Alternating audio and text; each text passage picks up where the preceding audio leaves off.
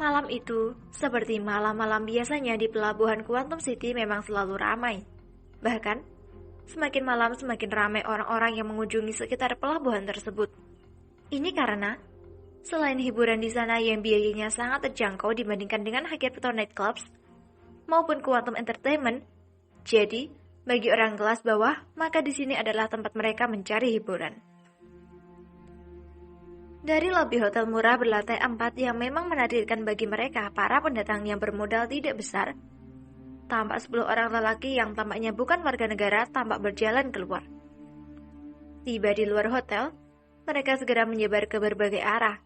Sepertinya ada yang ingin mereka cari. Sementara itu, 2 orang pemuda dan 4 orang wanita muda yang cantik memperhatikan saja dari kejauhan dengan apa yang dilakukan oleh 10 orang asing tersebut. Mereka adalah Joe, Namora, dan keempat pengawal wanita milik Joe.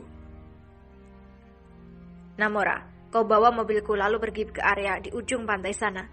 Berhentilah di sana bersama dengan Erwan. Aku ingin mereka mengerjamu.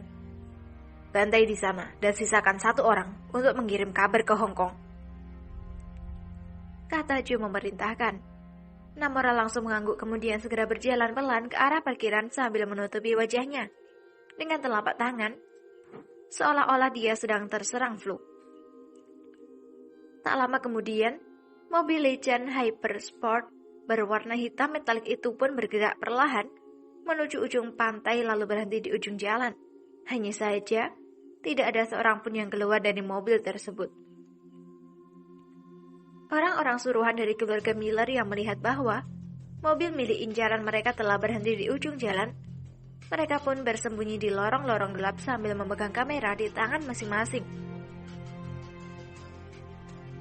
Untuk membidik ke arah orang yang mereka duga akan segera keluar dari mobil, setelah tadi mereka gagal mengambil gambar karena Namora menutupi hidungnya dengan tangan seperti orang yang tersedang flu.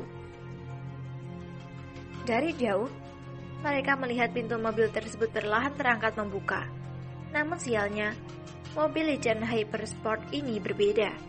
Pintu mobil Legend Hypersport ini terbuka bukan ke depan, tapi ke belakang. Ini yang membuat mereka berusaha untuk bergerak mengubah posisi mereka yang tadinya di belakang mobil, berusaha untuk memutar dengan posisi saling berhadapan dengan mobil tersebut. Baru saja beberapa orang itu akan bergerak kini, mereka dikagetkan dengan kemunculan seorang pemuda berpakaian serba hitam. Siapa kau? Tanya salah seorang dari keempat orang asing itu. Sebagai jawaban, set, set,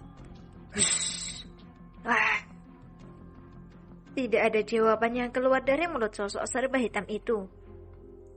Namun, salah seorang di antara mereka sudah memegangi lehernya yang sudah hampir putus terkena sabetan senjata tajam. Ketiga orang lainnya setelah mati menahan keterkejutan mereka karena tiba-tiba saja mendapat serangan. Bukan tanggung-tanggung sekali. Sekali serang saja teman mereka sudah diambruk dengan leher sobek. Sebentar mereka berhasil menguasai keterkejutannya, kini seorang lagi memegangi dada yang terkena tikaman senjata berbentuk pisau di tangan sosok hitam tersebut. Seketika lelaki tadi ambruk tanpa suara. Kurang ajar, ada masalah apa kau ini, hah? Bentak lelaki yang tinggal berdua itu, namun sosok yang bertopeng tersebut sepertinya tidak ingin membuang waktu. Dia segera menyerang kedua lelaki yang tersisa, dan hasilnya, kedua orang itu terdesak hebat di samping lorong gang, tanpa bisa melakukan serangan balasan. Seorang lagi tergeletak sambil memegangi lehernya. Ampuni aku mohon, aku tidak memiliki masalah denganmu, tapi mengapa kau menyerang kami? Meminta ampunlah kepada hantu. Sekali saja senjata di tangan sosok hitam itu melakukan tebasan cepat tanpa memberikan kesempatan berkata kepada lelaki asing itu berkedip. Terdengar suara sosok yang memiliki bobot berat terhempas di tanah. Dan itu adalah sosok lelaki terakhir dari keempat lelaki asing tadi yang menyergap nyawa. Selesai dengan keempat lelaki asing tadi, kini sosok berpakaian hitam itu kembali bergerak mengitari lorong, dan berhenti di sebuah kafe. Setelah itu, sosok bertopeng hitam itu mengeluarkan sesuatu dari mulutnya, kemudian menjetikan benda tersebut ke arah kamera pengintai di kafe tersebut. Lalu dia berjalan memasuki kafe dan di sana dia melihat dua orang lelaki asing sedang berpura-pura duduk di salah satu kursi, berhadapan-hadapan dengan rekannya. Tanpa menunggu lama-lama lagi, sosok hitam tersebut lalu mendekati orang itu kemudian menutup mata orang itu dari belakang. Sedangkan senjata yang berada di tangannya dengan cepat mengiris tenggorokan orang tersebut. Kejadian itu sangat cepat sehingga tidak ada yang menyadari. Setelah selesai dengan aksinya, sosok hitam itu berlari sambil mencapai sendok di atas gelas dan melemparnya ke arah lelaki yang terbengong.